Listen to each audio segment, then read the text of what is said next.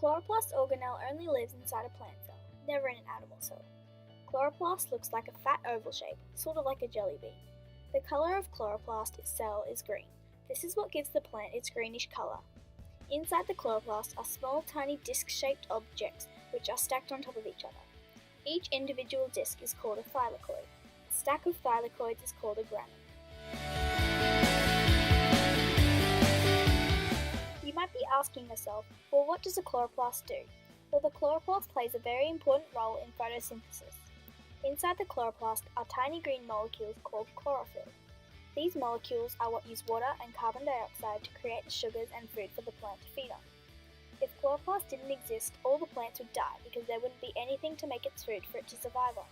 This would also mean that humans wouldn't be able to survive either because plants use their food to make oxygen for us to breathe.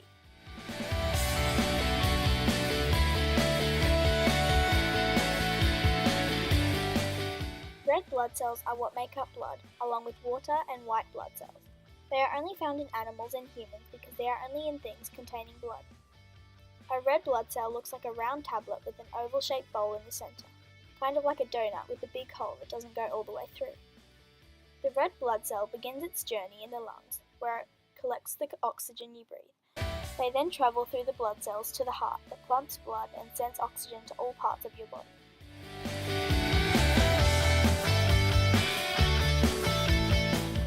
Mesophyll is the inside of a leaf and it is made up of parenchyma cells.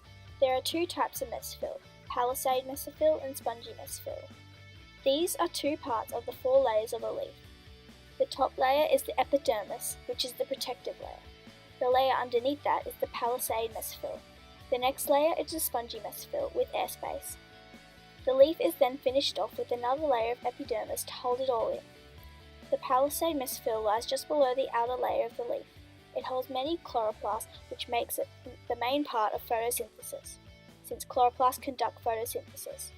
The spongy mesophyll sits just below the palisade layer. Its job is to fill the rest of the space in the leaf, leaving some air pockets.